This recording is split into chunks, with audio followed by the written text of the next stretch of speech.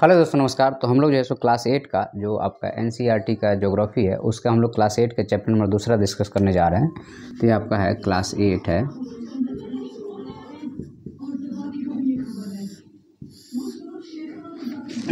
Okay, और यहाँ पे यह जो है आपका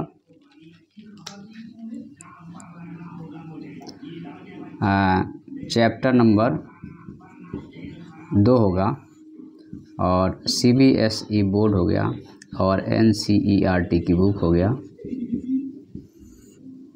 ठीक है। और यहाँ पे बात किया गया आपको लैंड के बारे में, सॉइल के बारे में, वेजिटेशन के बारे में, ठीक है। अब यहाँ पे आता है आपका कि ये जो है सो आपको ज्योग्राफी हो गया।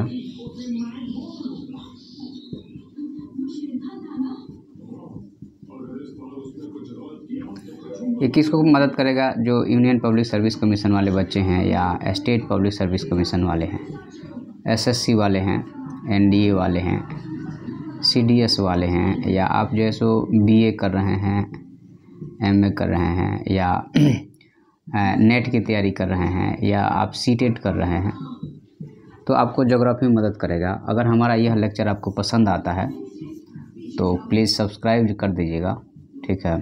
क्योंकि जनरली हमारी और आपकी यह आदत होती है कि हम लोग देख लेते हैं और पता नहीं चलता है, तो हम एक बार आपको मेमोराइज ज़रूर करा देते हैं, क्योंकि यही आधार रहता है इस प्लेटफॉर्म पे जुड़े रहने का आदमी का। तो चलिए हम लोग शुरू करते हैं अब अपना काम को।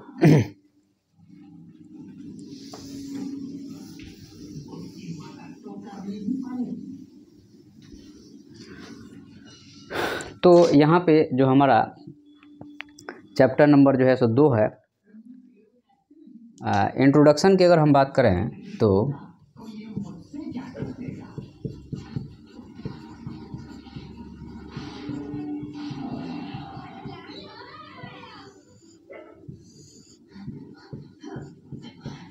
चूँकि आपको पता है कि अर्थ पे 2 ही तरह की चीज़ें हैं। अगर बात किया जाए कि अर्थ है, अगर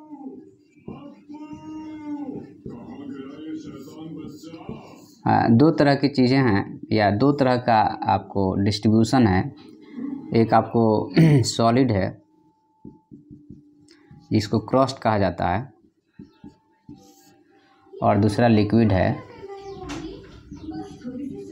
जिसको ओशन कहा जाता है,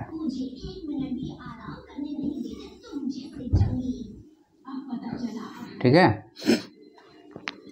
तो हम लोग चूँकि आज जो पढ़ेंगे इसी में, चूँकि जो सॉलिड है इसी में आपको लैंड भी है और फॉरेस्ट भी है और सॉइल भी है। तो आज हम लोग इसी के बारे में पढ़ने जा रहे हैं। तो आपका अगर आप कायदे से देखा जाए तो इसका सॉलिड क्रस्ट का परसेंटेज 29% है और यह जो है सो 71% है। और अगर टोटल एरिया देखिएगा तो 51 आपको लाख करोड़ किलोमीटर स्क्वायर ऐसा कुछ है, जो हम आपको बताए हैं एक बार। तो चलिए हम लोग अब इसकी शुरुआत करते हैं।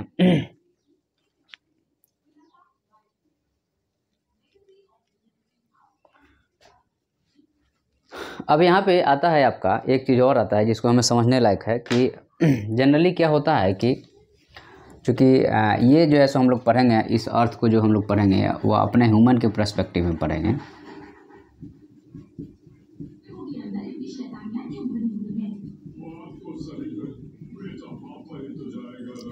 जो ह्यूमन की पर्सपेक्टिव की बात करते हैं तो यहाँ पे जो जितने भी लैंड है हम लोग जैसे यहाँ पे सेटलमेंट के पर्पस से देखते हैं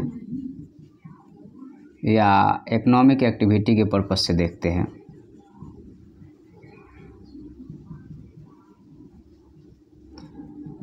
एक तरह से कहा जाए तो यही 2 चीज़ है जिसको अगर आप एक साथ देखिएगा तो इसको ह्यूमन ज्योग्राफी कहा जाता है।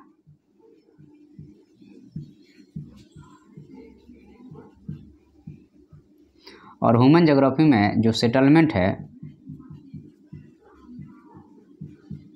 यह अनइवन है, मतलब कि सभी जगह एक समान नहीं है। तो आपको 30% आपको एरिया पे अर्थ के 70% पॉपुलेशन रहता है, क्योंकि आपको याद हो तो बाकी तो वाटर ही है।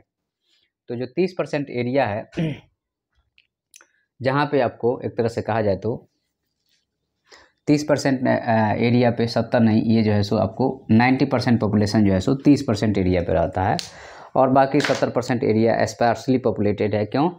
क्योंकि वहाँ पे क्या है सिचुएशन नहीं है कि आप वहाँ पे रह पाए, जो कि हम लोग ह्यूमन ज्योग्राफी में पढ़ेंगे कि सिचुएशन कैसे आपको डिसाइड करने देता है कि यहाँ पे आप रह सकते हैं और यहाँ पे नहीं रह सकते हैं, ठीक है। और ये नेचुरल सिलेक्शन के साथ साथ ह्यूमन की पर्सनल चॉइस और सिलेक्शन भी है। अब हम यहाँ पे पढ़ेंगे लैंड यूज के बारे में।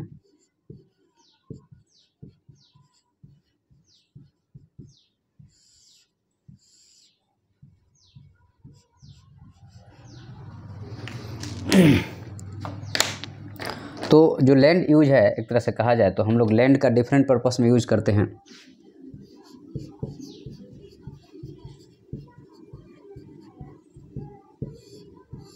तो जो पर्पस होगा वह एग्रीकल्चर हो सकता है,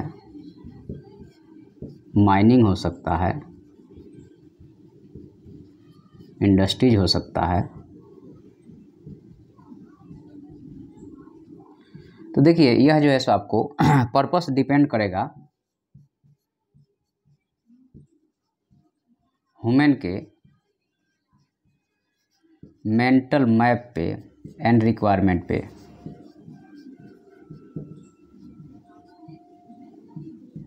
कि आप क्या सोचते हैं। आप इंडस्ट्रीज है तो कोई इंडस्ट्रिस्ट है वो सोचेगा कि कोई प्लेग्राउंड के लिए सोचेगा, तो आपको स्टूडेंट जो है सो प्लेग्राउंड के लिए सोचेगा, फार्मर जो है सो वो खेती के लिए सोचेगा।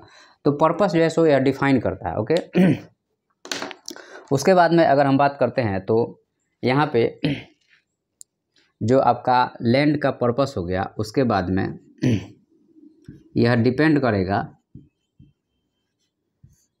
लैंड का फिजिकल कंडीशन क्या है।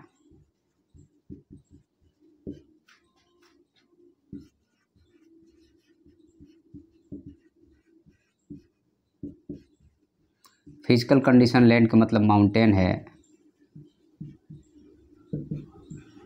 या प्लेटू है या प्लेन है, इसके आधार पे आप डिसाइड करेंगे कि हमें यहाँ पे क्या करना चाहिए, ओके। ठीक है। तो मतलब यहाँ पे उसके बाद जो नेक्स्ट फैक्टर है आपका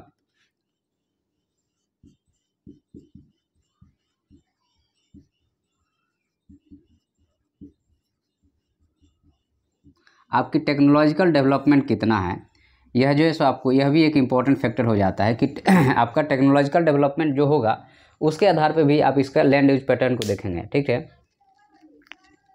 तो इंडिया में अगर हम कहें तो आपका 57% जो है सो अगर इंडिया की हम बात करें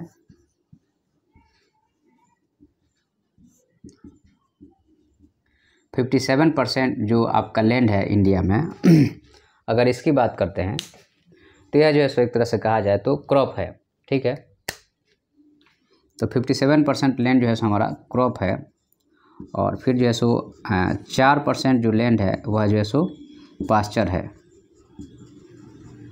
और फॉरेस्ट के लिए जो है सो आपका लगभग 23% बचता है, और फॉरेस्ट के लिए होना चाहिए कम से कम 33%, 1/3 फॉरेस्ट होना ही चाहिए, लेकिन हम लोग अभी भी 10% कम चल रहे हैं, ठीक है।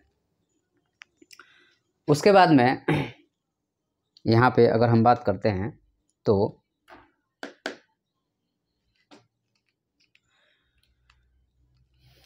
आज के डेट में चूँकि ह्यूमन के डिमांड चेंज हो रहा है, तो today change use of land pattern, ठीक है। आज जो है सो लैंड पैटर्न का यूज चेंज हो रहा है due to the technological development, और जब यहाँ पे आपका लैंड पैटर्न का जब यूज चेंज होगा तो क्या होगा, यहाँ पे डिग्रेडेशन होगा, और जब डिग्रेडेशन होगा तो आपको एक तरह से कहा जाए तो बायोडाइवर्सिटी घटेगी, और फिर जो है सो अल्टीमेटली गोल यही हुआ कि नुकसान होना, ठीक है। तो यहाँ पे आपका हम लोग थोड़ा सा बात करें कि लैंड का कंजर्वेशन। तो लैंड एक रिसोर्स है, ठीक है। तो लैंड में जो है सो आपका यह एक रिसोर्स है, तो इसका कंजर्वेशन होना चाहिए। अगर कंजर्वेशन नहीं होगा तो क्या होगा, यह नुकसान होगा और ख़त्म होगा। तो हम लोग थोड़ा बात करेंगे लैंड के कंजर्वेशन पे।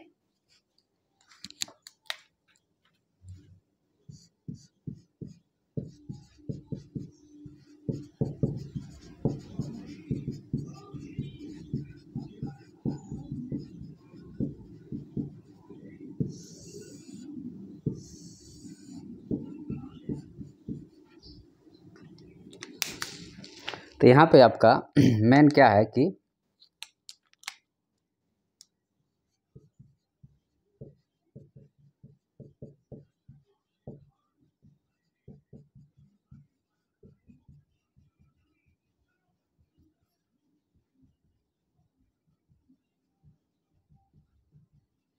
हमें अपने फ्यूचर जनरेशन के लिए लैंड को सेव करना है, और इसको हम लोग कहते हैं सस्टेनेबल डेवलपमेंट।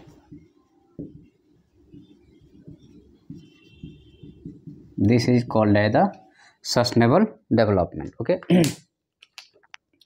अब यहाँ पे आप देखिएगा तो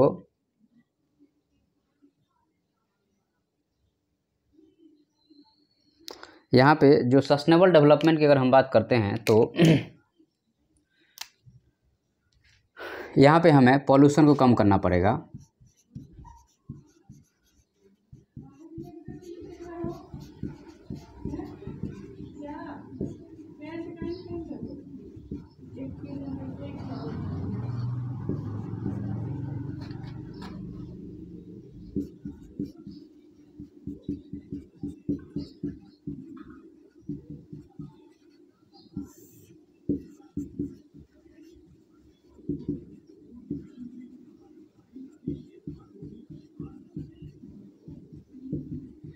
तो आपका प्लास्टिक और chemical major source of the pollution है, जिसको हमें कम करने की ज़रूरत है। अब यहाँ पे थोड़ा सा लैंड की बात करते हैं। तो एक आपका प्राइवेट लैंड होता है जो कि आपका इंडिविजुअल का हो गया। उसके बाद में कम्युनिटी हो गया, कम्युनिटी लैंड हो गया जो कि ग्रुप ऑफ द पीपल का हो गया, ठीक है। उसके बाद में आपको जो है सो गवर्नमेंट लैंड हो गया जो कि सरकारी ज़मीन है। उसके बाद में फॉरेस्ट लैंड हो गया। फिर जो है सो आपका फॉरेस्ट के बाद में रेवेन्यू हो गया, जहाँ पे नॉर्मल काम होता है। फॉरेस्ट जो है सो गवर्नमेंट के अंडर में रहता है। तो यहाँ पे आपको हमने जो बताया वो बताया कि लैंड का हमें बचा के रखना है, क्योंकि यह एक आपका रिसोर्स है। लैंड एक आपको जो है सो रिसोर्स है, और यह लिविंग रिसोर्स है, और इसके बनने में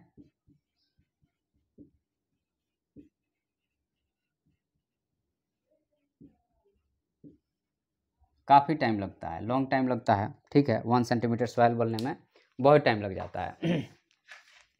अब यहाँ पे नेक्स्ट टॉपिक है आपका लैंडस्लाइड।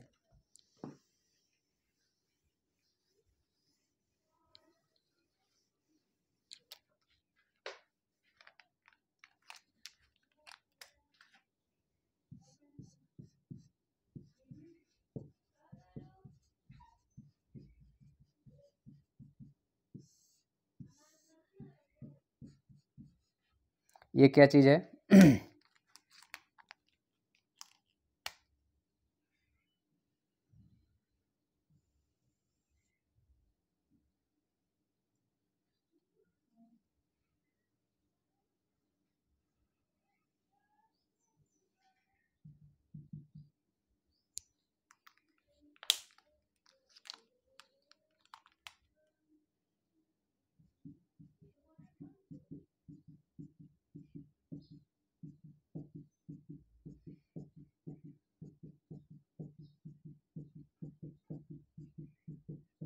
अब देखिए क्या है कि आपको पता है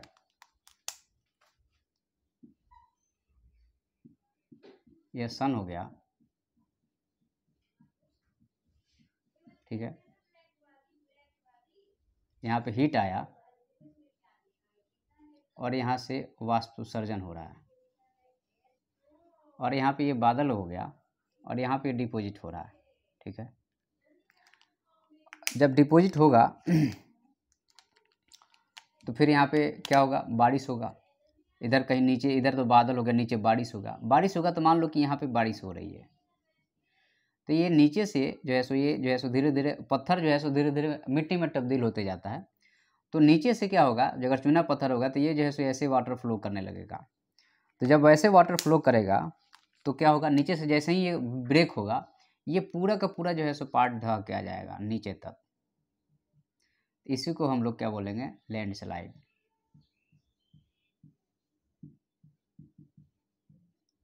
और यह कहाँ कहाँ होगा,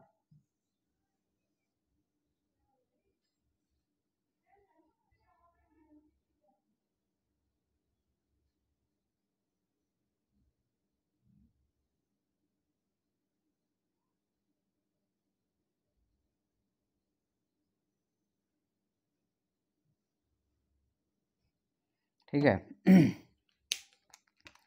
तो यह जो है आपका पूरा इस जोन में होगा।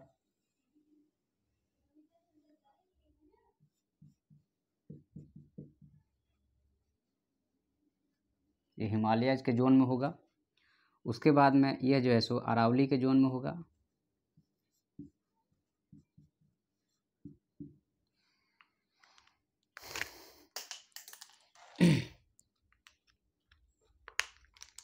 उसके बाद में इधर जो है आपको ये पूरा वेस्टर्न घाट वाले जोन में होगा।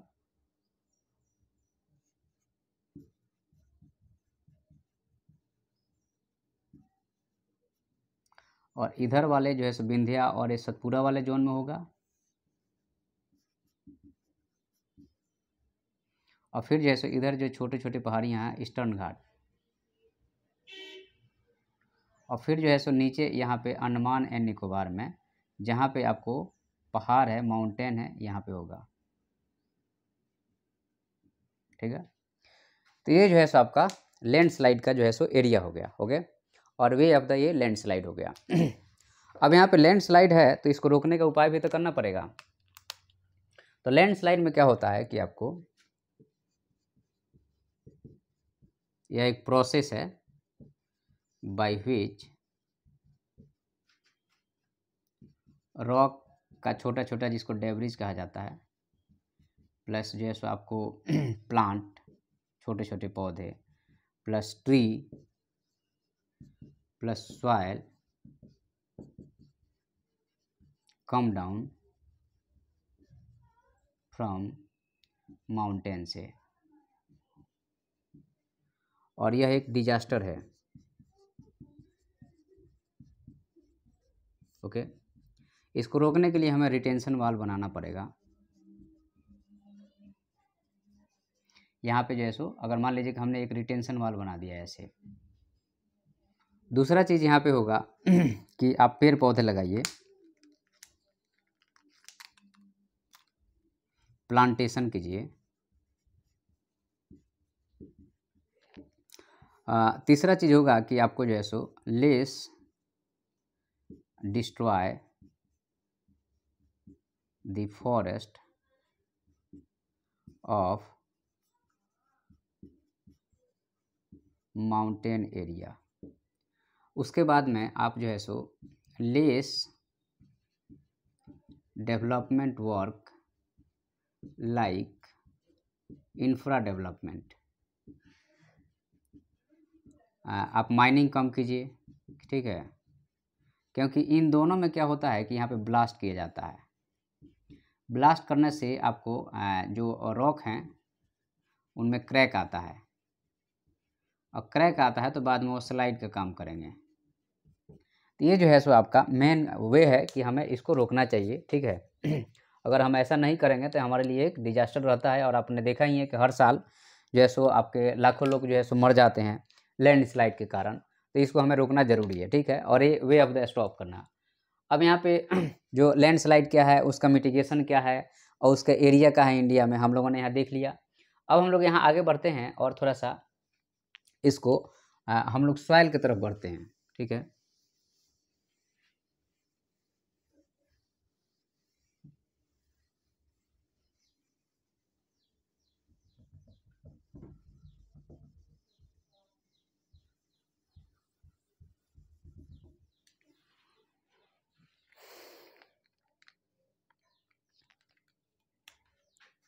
चलिए हम लोग अब सॉइल को देखते हैं।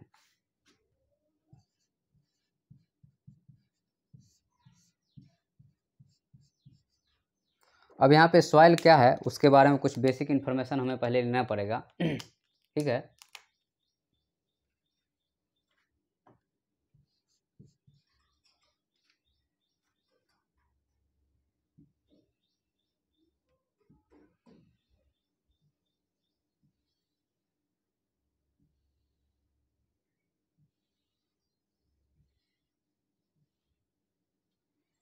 यह जो होता है आपका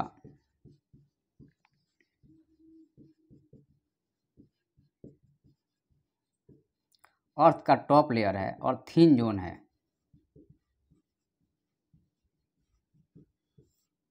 top layer of the thin zone that is the soil.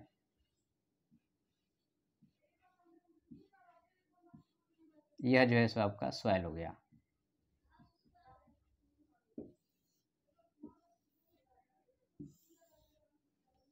This is the soil.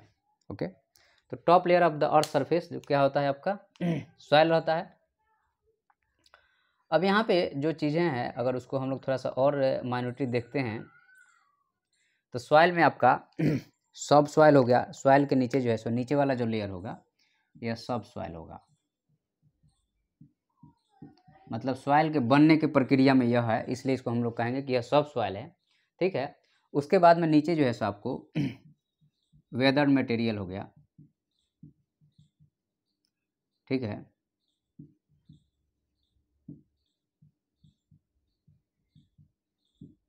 अब फिर जो है सो पेरेंट रॉक हो गया।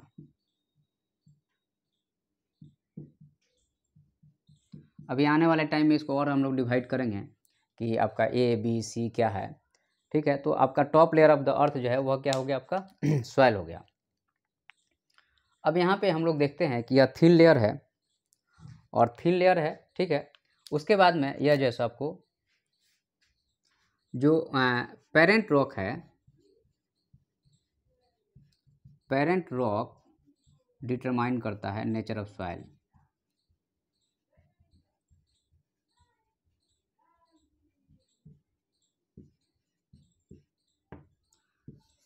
द पेरेंट रॉक डिसाइडेड कि what is the nature of soil decided by the parent rock. जो parent rock होगा वह सॉइल के नेचर को डिसाइड करेगा। ठीक है,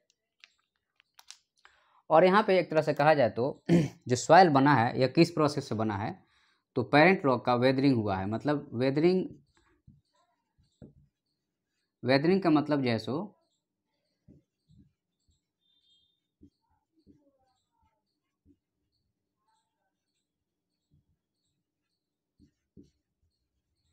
रॉक जहाँ है वहीं टूट के बिखर जाए तो इसको वेदरिंग कहा जाएगा। और इरोजन का मतलब कि है जो है सो आपका बहते हुए टूटना और फिर जो है सो बहते हुए चले जाना, तो वह आपको इरोजन है। तो रॉक जहाँ पे है वहीं टूट गया तो यह वेदरिंग हो गया। ठीक है, और सॉइल जो होता है अगर कहा जाए तो यह कंटेंस करता है आपका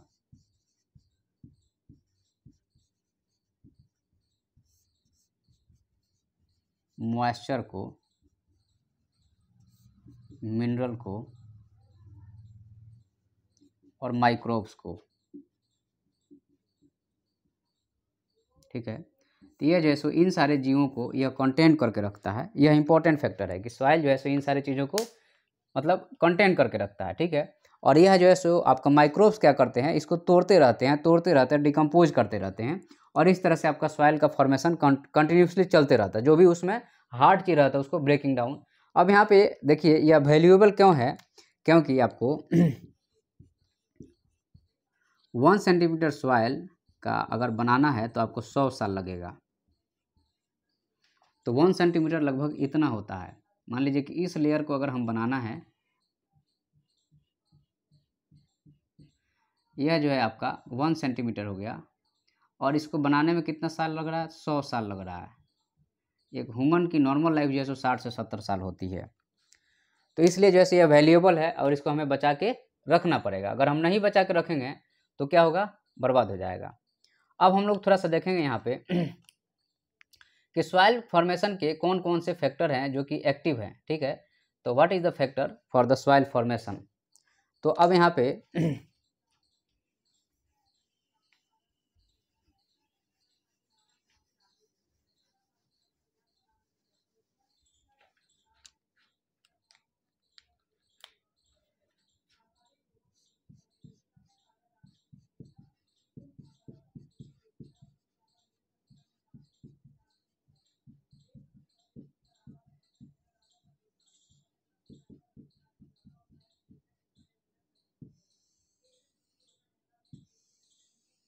factors of the soil formation कौन कौन सा फैक्टर है? तो जाहिर सी बात है सबसे पहला फैक्टर होगा कि यहाँ पे जो रॉक है, पेरेंट रॉक,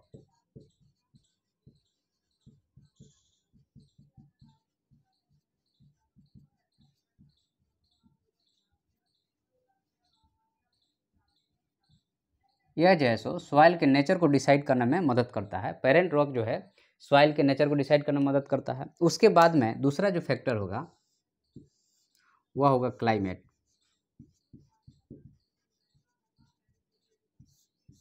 तो क्लाइमेट में आपका टेम्परेचर हो गया प्लस रेनफॉल जो है सो एक बहुत ही बड़ा रोल निभाएगा। ठीक है, तो आपने देखा कि आपका जो है सो पेरेंट रॉक हो गया और यहाँ पे क्लाइमेट हो गया। There is a two important factor. उसके बाद में तीसरा जो होगा कि सॉइल, देखिए आपका एक्चुअल में क्या है, तो यहाँ से जो पत्थर है अगर टूट के गिरेगा तो जल्दी टूटेगा। तो जो यहाँ पे काफ़ी टाइम लग रहा है बनने में, ये गिरा तो जल्दी टूट गया, तो अब उसको बस बनना ही है। तो रिलीफ,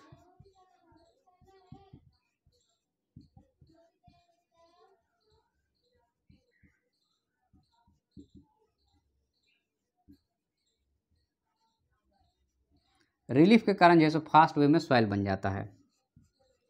नेक्स्ट जो है आपका यहाँ पे हो गया वेजिटेशन प्लस माइक्रोब्स। यह जो है सो आपको हेल्प करते हैं सॉइल के फॉर्मेशन में।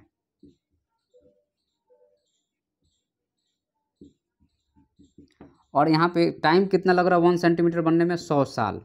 तो टाइम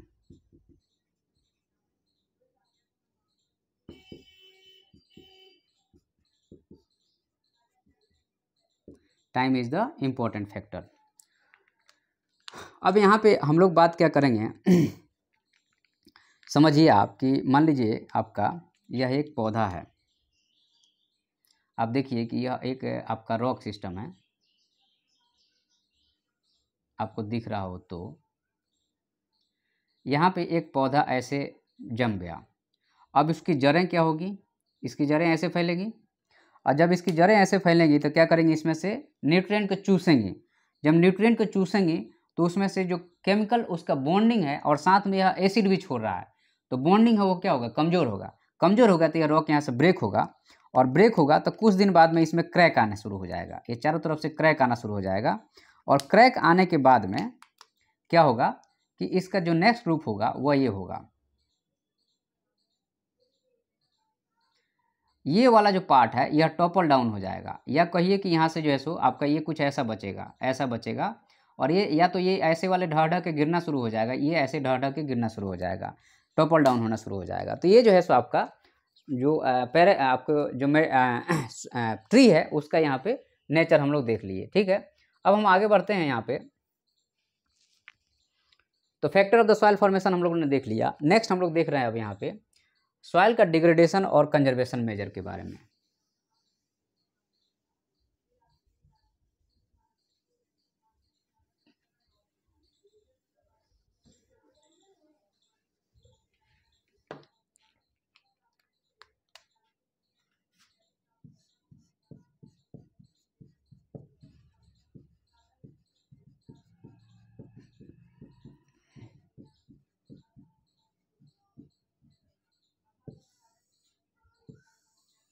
तो सॉइल के अगर डिग्रेडेशन की हम लोग बात करेंगे यहाँ पे तो यहाँ पे हम लोग दो चीज़ें लेंगे।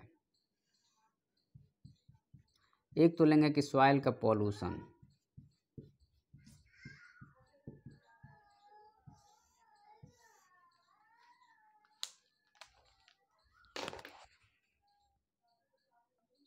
तो हम लोग देख रहे थे यहाँ पे डिग्रेडेशन ऑफ सॉइल में, यहाँ पे एक तो सॉइल का पॉल्यूशन देखेंगे, और इसका जो दूसरा पार्ट होगा वह क्या होगा? सॉइल का इरोजन। तो पॉल्यूशन वाला हम लोगों ने अभी डिस्कस किया है कि यहाँ पे प्लास्टिक आएगा क्योंकि यह डिग्रेड नहीं करता है, और दूसरा केमिकल हो गया। ठीक है, और बाकी जैसे ह्यूमन एक्टिविटी हो गया।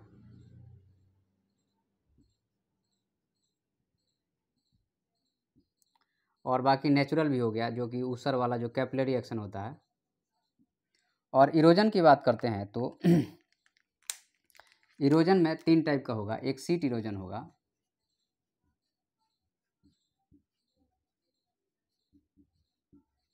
मान लीजिए कि यह आपका एक पूरा एरिया है, ठीक है, और इधर से तेज़ पानी आया तो ये पूरे एरिया में जो ये मिट्टी था उसको बहा के लेके चला गया। अब इसके जगह पे अब जो है सो कुछ ऐसा बचा है और ये वाली ख़त्म हो चुकी है, तो यहाँ पे से ये उपजाऊ मिट्टी चली गई, तो आपको सीट इरोजन हो गया। उसके बाद में जो है सो आपको एक तरह से कहा जाए तो पहले आपको रील्स बनता है, फिर गली बनता है, ठीक है, और फिर जो है सो आपको नाला बनता है। तो यहाँ पे बैडलैंड टोपोग्राफी हो गया,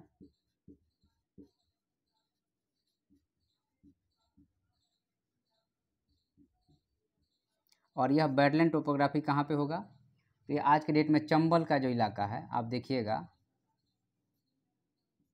इस टाइप के वहाँ पे सॉइल मिलेगा, तो वहाँ पे टफ रहता है खेती करना। तो ये जो है सो आपको एक तरह से कहा जाए तो सॉइल का ये डिग्रेडेशन है, ठीक है। तो हमें यहाँ पे डिग्रेडेशन को हमें क्या करना पड़ेगा, कम करना पड़ेगा, ठीक है। तो डिग्रेडेशन को कम करने के लिए हम लोग सॉइल का कंजर्वेशन करेंगे।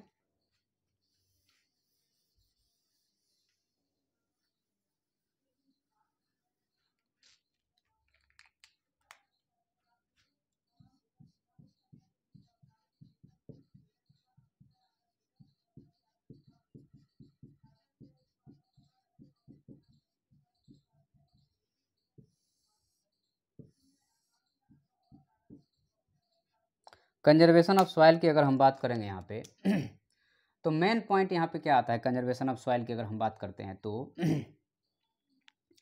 कि हमें मान लीजिए कि आपको पहाड़ पे अगर आप खेती कर रहे हैं, मान लीजिए कि आपने हाई लैंड पे खेती कर रहे हैं आप, तो वहाँ पे आप क्या करेंगे कि कंटूर बैरियर बनाएंगे, कंटूर एग्रीकल्चर करेंगे।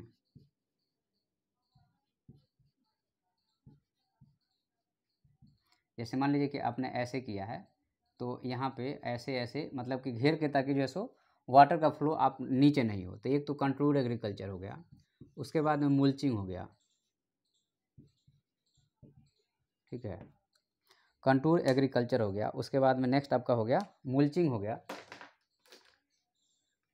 तो आपको मुल्चिंग में हम लोग क्या करते हैं कि जो हमारे बेयर प्लांट्स हैं उसको से लैंड को कवर कर देते हैं। उसके बाद में इससे क्या होता है, मॉइस्चर बच जाता है। उसके बाद में आपको रॉक डैम बनाते हैं।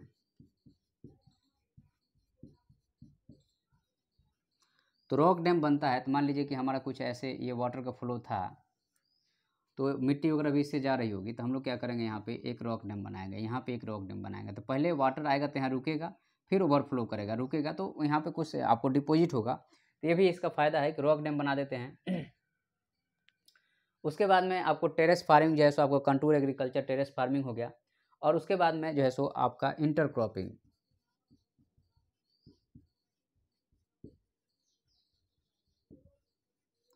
इंटरक्रॉपिंग करते हैं, मतलब एक क्रॉप के बाद दूसरा क्रॉप हो गया। और यहाँ पे स्टॉप जो है सो मोनोकल्चर। तो जो मोनोकल्चर है कि सेम टाइप के क्रॉप लॉन्ग टाइम तक उगाएंगे तो उससे लेने वाले न्यूट्रिएंट्स उससे खत्म हो जाएगा, तो न्यूट्रिएंट ही नहीं बचेगा तो आप क्या खेती करेंगे, ठीक है। और उसके बाद में जैसे आपको कंटूर, आपको यहाँ पे प्लगिंग जुताई जो है सो कंटूर वे में कर रहे हैं, ठीक है। उसके बाद में शेल्टर बेल्ट बनाएंगे।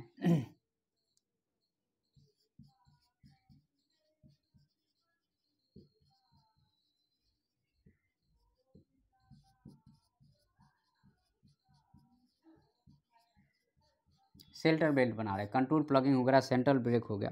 तो ये जितने भी सारी चीज़ें हैं ना, यह जो है सो सॉइल की कंजर्व करती है, ठीक है। तो यहाँ पे आपका हो गया सॉइल के बारे में।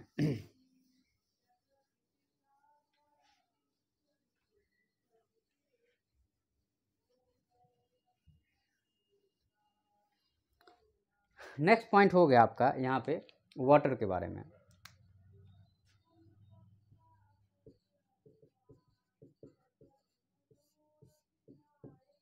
अर्थ पे कितना परसेंट है, 71% है, ठीक है। तो यहाँ पे आपका यह भी एक आपका एक नेचुरल रिसोर्स है।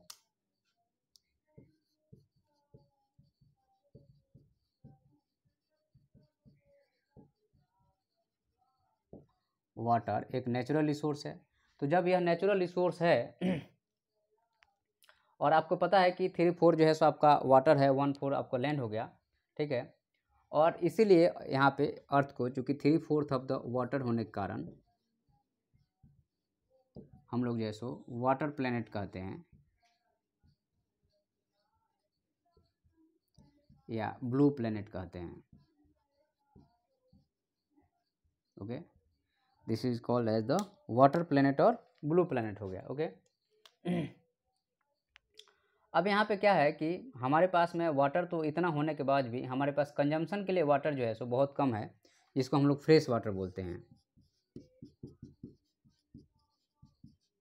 फ्रेश वाटर जो है सो 2.7% है, ठीक है। तो ये जो है सो आपका बहुत कम अमाउंट है 2.7%, और अनइवनली डिस्ट्रीब्यूटेड है, मतलब सभी जगह ये समान नहीं है।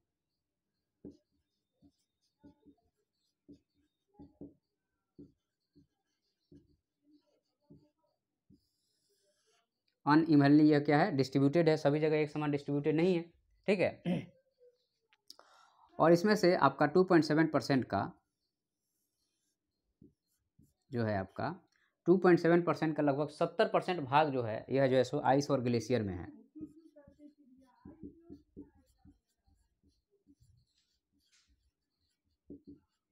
70% जो है सो आइस और ग्लेशियर में है। तो अब बाकी बचे जो 30% है वही हमारे लिए अवेलेबल है, ठीक है।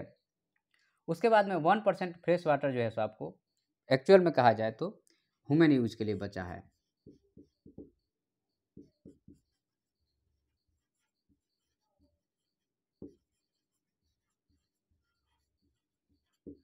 तो अपने लिए जो है सो 1% है।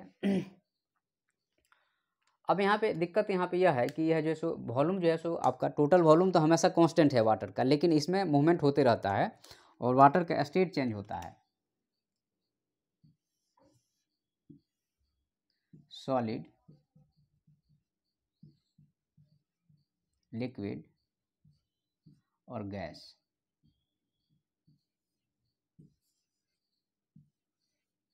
ये जो है सो आपका इसका स्टेट चेंज होते रहता है सॉलिड, लिक्विड और गैस में। और यह जो है सो एक तरह से कहा जाए तो पूरे अर्थ में यह जो है सो घूमते रहता है, जिसको हम लोग वाटर साइकिल कहते हैं, ठीक है। This is called as the water cycle,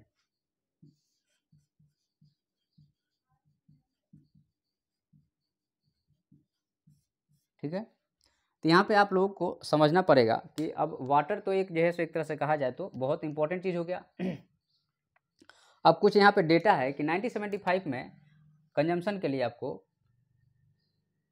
3850 था। 1975 में 3850 एक तरह से कहा जाए तो मीटर क्यूब पर ईयर के हिसाब से अवेलेबल था वाटर 1975 में। उसके बाद में आपको यहाँ पे 2000 में जो है सो आपका घट गया इसका, ठीक है। तो यहाँ पर आपको एक तरह से कहा जाए तो अब जो है सो हमारे पास में 1200 के आसपास अवेलेबल है। तो ये हमारे लिए एक अलार्मिंग सिचुएशन है कि हमें इसको बचाना पड़ेगा, ठीक है। हमें इसको वेस्टेज कम करना पड़ेगा। तो यहाँ पे मेन वाटर के साथ प्रॉब्लम क्या है,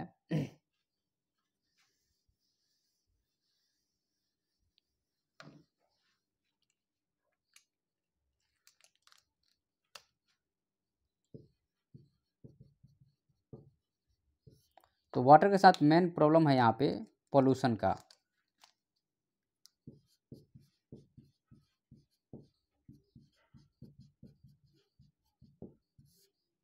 पॉल्यूशन का है और यहाँ पे इसके कारण जो है सो एक तरह से कहा जाए तो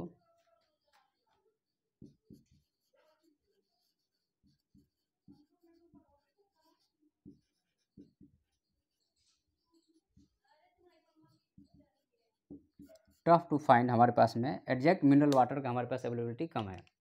अब यहाँ पे आपको problems of the water availability का जो है सो अलग अलग जगह पे अलग अलग तरीके से है, उसके बारे में चर्चा किया गया है। अब फिर जो है सो यहाँ पे कंजर्वेशन के बारे में बात किया गया है कि इसको हमें बचाना कैसे है। कंजर्वेशन के बाद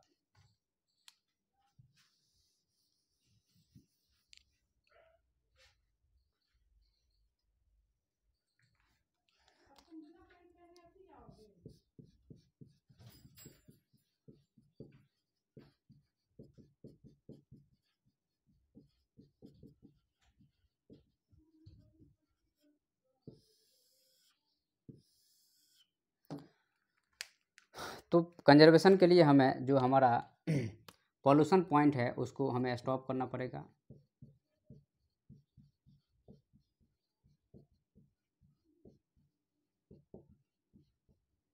उसके बाद में वाटर का रिसाइकल करना पड़ेगा, फिर हमें रीयूज करना पड़ेगा, ठीक है। और यहाँ पे स्टॉप करना पड़ेगा मिसयूज, और रिवर को आपको क्लीन करना पड़ेगा, ठीक है। ये सब चीज़ें हैं जिसको हमें प्रॉपर रूप से करना पड़ेगा, अदरवाइज जो है सो हमें दिक्कत जाएगी, ठीक है। उसके बाद में इसके क्लीनिंग एजेंट को एक्टिव करना पड़ेगा।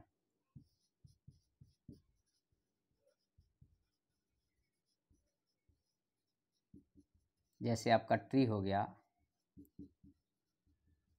माइक्रोब्स हो गया, अगर इनको एक्टिव कर देंगे तो भी हमारा काम हो जाएगा, ओके।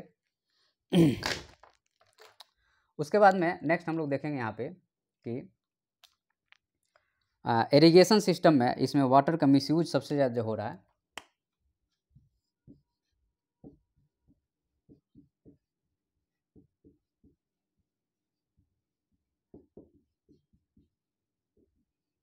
इरिगेशन में हमें प्रॉपर रूप से यूज करना पड़ेगा, और यहाँ पे आपको जैसे स्प्रिंकलर का यूज कीजिए और ड्रिप का यूज कीजिए, ड्रिप आपको इरिगेशन कीजिए, और स्टॉप कीजिए फ्लड इरिगेशन को,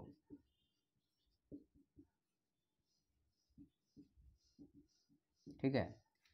ये सब कुछ चीज़ें हैं जिसको हमें ध्यान रखना पड़ेगा। उसके बाद में नेक्स्ट हमारा जो टॉपिक होगा वह जो है आपको natural vegetation and wild life. Actual में इसमें 5 ही 6 चैप्टर है, लेकिन बड़े बड़े तरीके से लिखा गया है, तो इसलिए थोड़ा सा इसमें आपको टाइम लगेगा, ये लंबा खींचेगा। Natural vegetation and wild life.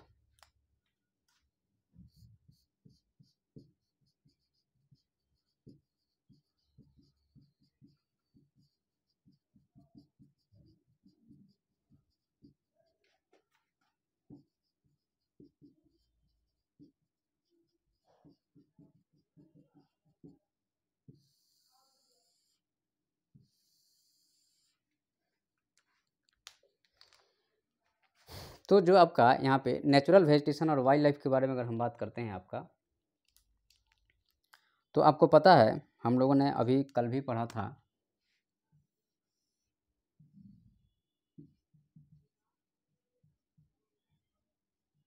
Lithosphere,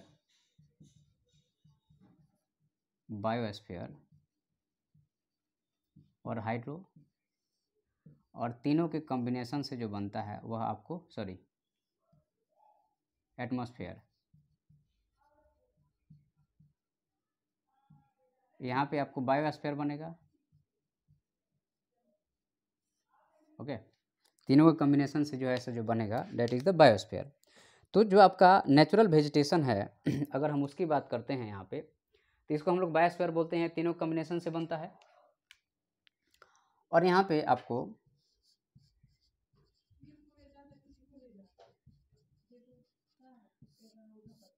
ecosystem जो है सो आपको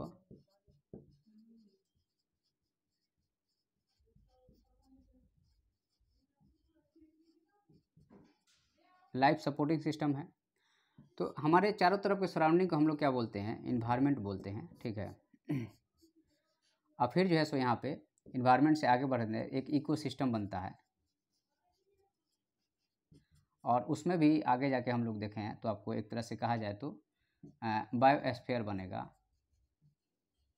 ओके। तो यहाँ पे आपको नेचुरल वेजिटेशन एक इकोसिस्टम का निर्माण करता है। उसके अलावा जो है सो बहुत सारी चीज़ें आपको रिसर्च वगैरह का भी आपको मौका देता है, और हमारा जो है सो ह्यूमन का लाइफ डिपेंड करता है।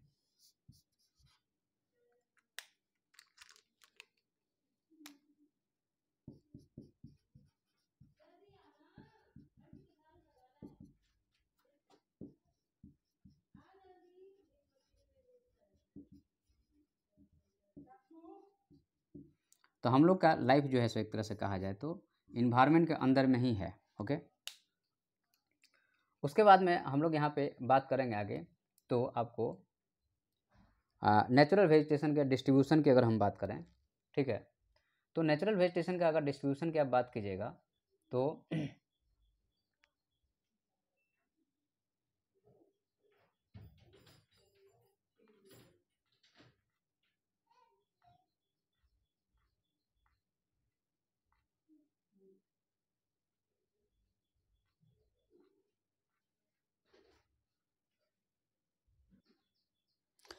नेचुरल वेजिटेशन को अगर हम लोग देखते हैं तो यह आपका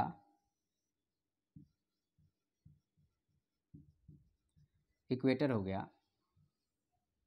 तो यहाँ पे आपको मिलेगा इक्वेटोरियल रेन फॉरेस्ट।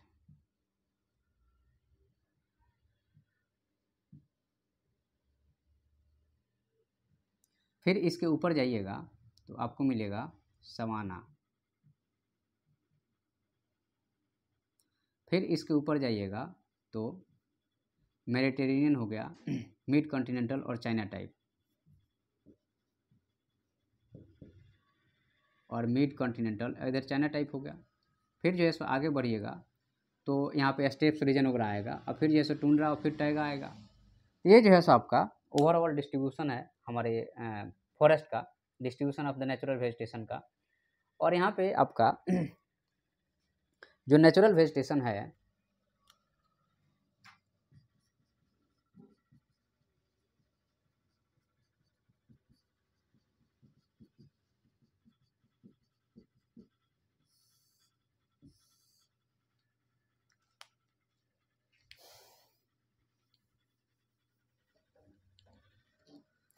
तो जो आपका यहाँ पे नेचुरल वेजिटेशन है, यहाँ पे आप एक चीज़ ध्यान रखिए, यहाँ पे दो फैक्टर काम करता है, एक टेम्परेचर और दूसरा जो है सो प्रिसिपिटेशन। यही जो है सो दो फैक्टर काम करता है। तो हम लोग थोड़ा सा भारत देश में देखें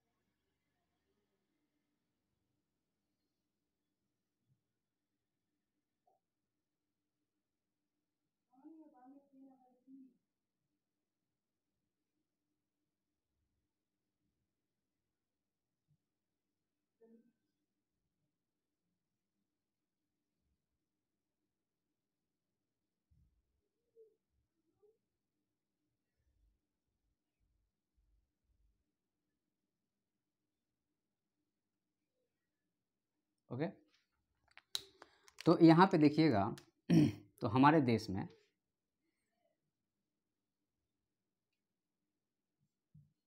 यहाँ पे आपको ग्रीन फॉरेस्ट मिलेगा और यहाँ पे भी ग्रीन फॉरेस्ट मिलेगा, और एक्चुअल में कहा जाए तो यहाँ पे थोड़ा सा मिलेगा, और यहाँ पे भी आपको मिलेगा। ये अंडमान निकोबार का एरिया हो गया। उसके बाद में ये जो है सो आपको ये पूरा इस वाले इलाका में मिल रहा है, और यहाँ पे चूँकि ये अरावली हो गया तो ये जो है सो आपको डेजर्ट हो गया इधर, और यहाँ पे यह जो है सो आपको टेम्परेट फॉरेस्ट होगा, और यहाँ पे ट्रॉपिकल हो गया। टेम्परेट में यहाँ पे डेसिडिवस हो गया, और यहाँ पे माउंटेन फॉरेस्ट मिलेगा।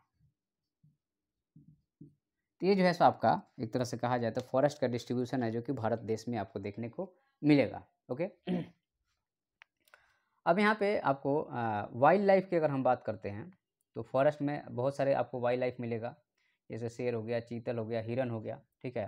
तो ये जो है सो आपको अलग अलग, अब उसको कंजर्व करने के लिए हमारे यहाँ जो है सो नेशनल पार्क बनाए गए हैं। तो वाइल्ड लाइफ को कंजर्व करने के लिए national park, wild life sanctuary है, जिसको हम लोग आगे जाके दूसरे चैप्टरों में पढ़ेंगे। इसमें इतना ही है। धन्यवाद।